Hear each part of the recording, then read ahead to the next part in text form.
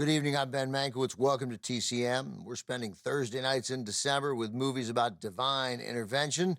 Sometimes it feels more like divine interference.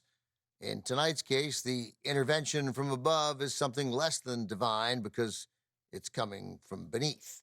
We have a lineup of films featuring memorable encounters with the devil. We begin with a sophisticated comedy from 1943, produced and directed by Ernst Lubitsch. From 20th Century Fox, Heaven Can Wait. This is not the 1978 Warren Beatty movie, which we had on TCM this time last week.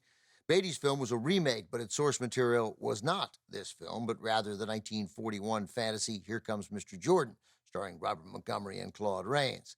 This, Heaven Can Wait, released in 1943, stars Don Amici. He plays Henry Van Cleve, a genteel playboy who, upon his death, arrives not at heaven's pearly gates, but at the less desirable place. Henry makes no pretenses about the life of leisure he's led, so he proceeds to tell the devil, who's referred to as His Excellency, why he is not a fit for heaven and should in fact be admitted to hell. Then, in an extended flashback, Henry recounts the story of his life and his romantic exploits, which include a long and pretty happy marriage to his wife Martha, played by Gene Tierney. Ernst Lubitsch and his frequent screenwriting partner Sam Rafelson wrote Henry Van Cleve with either Frederick March or Rex Harrison in mind to star. It was only reluctantly that Lubitsch agreed to give Don Amici a screen test, though as soon as he saw the test, Lubitsch told Rafelson, "We're in trouble." Rafelson didn't quite understand. He thought Amici had been excellent. Lubitsch agreed, said that was the problem. They had no choice but to give Don Amici the part. Here he is in 1943. Also with Charles Coburn and a cast full of familiar character actors, Marjorie Main, Eugene Pallette, Spring Byington, Louis Calhern, and Laird Krieger as the devil. Heaven Can Wait.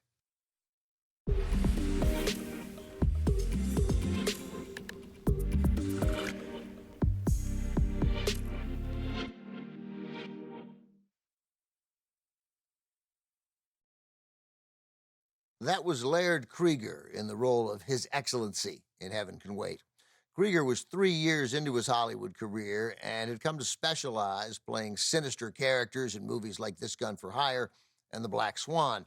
But Krieger believed he was capable of being a romantic leading man, and he felt it was only his weight that was holding him back.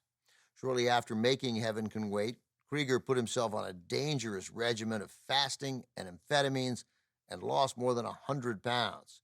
He did get the chance to play a debonair, although still sinister lead in the 1945 film Hangover Square, opposite Linda Darnell. But the intense strain he had put on his body brought on complications that led to Krieger's early death in 1944 at the age of just 31.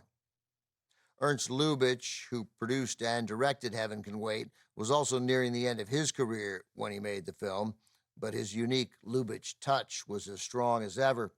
This was the first film Lubitsch ever shot in Technicolor, and it became one of his biggest hits, earning him his third and final Oscar nomination for Best Director. Coming up, Claude Rains plays the devil in a dramatic fantasy from 1946, co-starring Paul Muni and Ann Baxter. Angel on My Shoulder is next on TCM.